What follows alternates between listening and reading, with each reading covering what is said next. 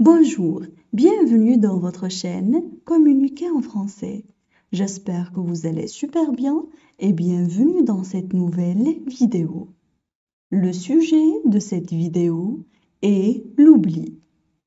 Alors, n'hésitez pas à vous abonner à notre chaîne, activer le bouton cloche et partager la vidéo avec vos amis. On commence la lecture du texte. L'oubli.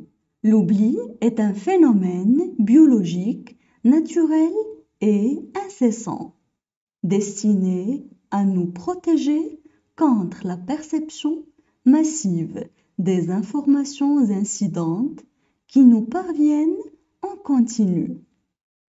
Au sens large, l'oubli concerne l'estompage des informations perçues ou apprises. Il peut concerner aussi la difficulté de rappeler ce qui est enfoui quelque part dans les mémoires. Selon les zones de la mémoire, perceptive, de travail, sémantique, épisodique, procédurable. L'oubli est plus ou moins lent, parfois nul, d'où l'intérêt de connaître le fonctionnement des mémoires pour évaluer les effets de l'oubli.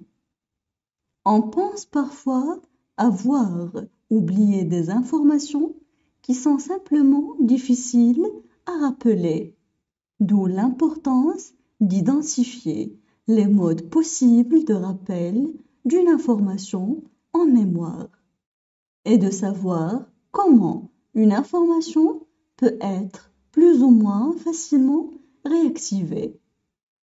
Il est souvent possible de rapprocher l'oubli de la façon dont les informations ont été mémorisées. On passe maintenant à la traduction en arabe.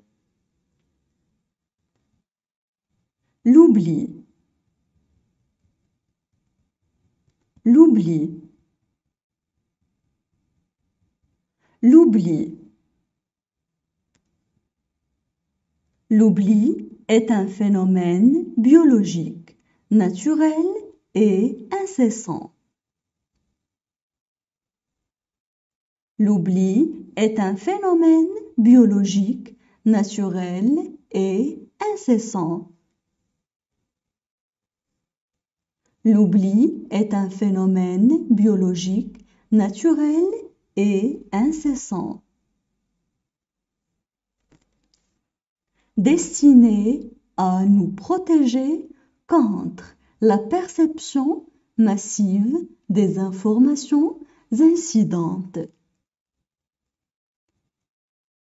Destiné à nous protéger contre la perception massive des informations incidentes. Destiné à nous protéger contre la perception massive des informations incidentes qui nous parviennent en continu. Qui nous parviennent en continu. Qui nous parviennent en continu.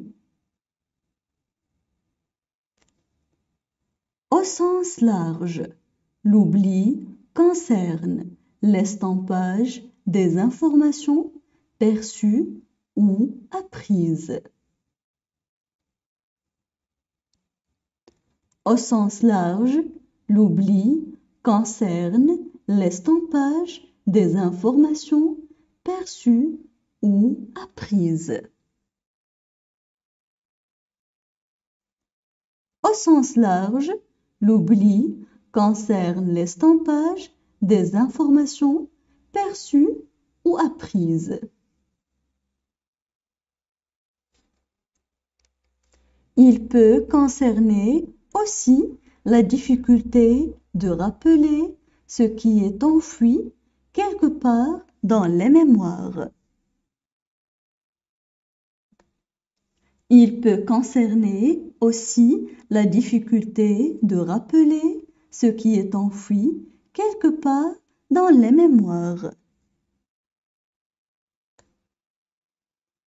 Il peut concerner aussi la difficulté de rappeler ce qui est enfoui quelque part dans les mémoires. Selon les zones de la mémoire, perceptive, de travail, sémantique, épisodique, procédurable. Selon les zones de la mémoire, perceptive, de travail, sémantique, épisodique, procédurable. Selon les zones de la mémoire, perceptive, de travail, sémantique, épisodique, procédurable. L'oubli est plus ou moins lent, parfois nul. L'oubli est plus ou moins lent, parfois nul. L'oubli est plus ou moins lent, parfois nul.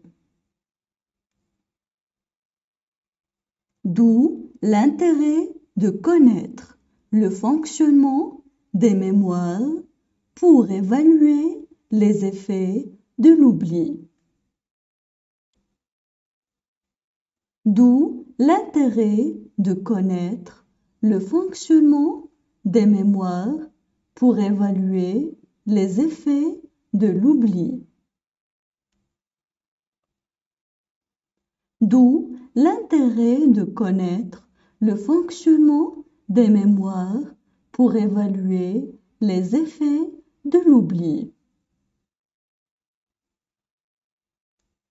On pense parfois avoir oublié des informations qui sont simplement difficiles à rappeler. On pense parfois avoir oublié des informations qui sont simplement difficiles à rappeler. On pense parfois avoir oublié des informations qui sont simplement difficiles à rappeler. D'où l'importance d'identifier les modes possibles de rappel d'une information en mémoire.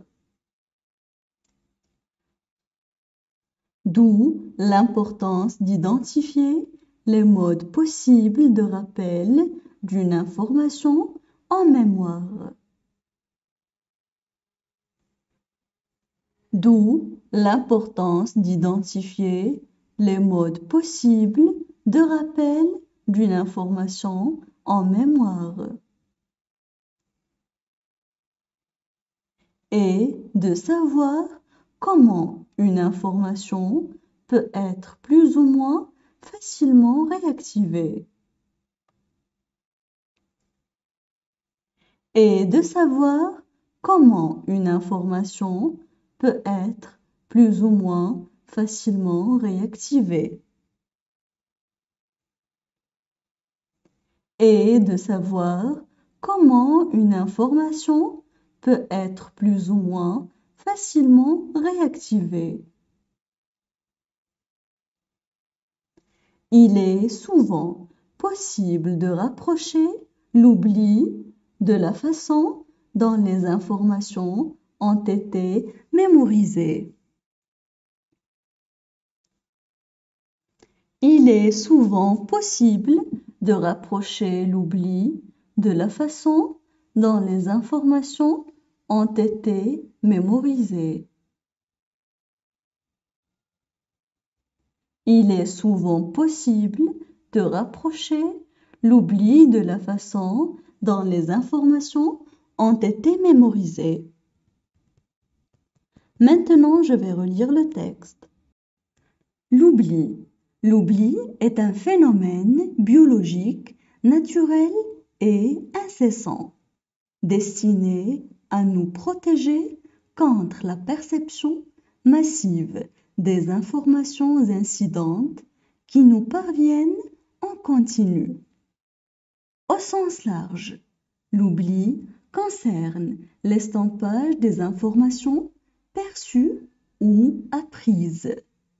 Il peut concerner aussi la difficulté de rappeler ce qui est enfoui quelque part dans les mémoires. Selon les zones de la mémoire, perceptive, de travail, sémantique, épisodique, procédurable. L'oubli est plus ou moins lent, parfois nul, d'où l'intérêt de connaître le fonctionnement des mémoires pour évaluer les effets de l'oubli. On pense parfois avoir oublié des informations qui sont simplement difficiles à rappeler, d'où l'importance d'identifier les modes possibles de rappel d'une information en mémoire et de savoir comment une information peut être plus ou moins facilement réactivée. Il est souvent possible de rapprocher l'oubli de la façon dont les informations ont été mémorisées.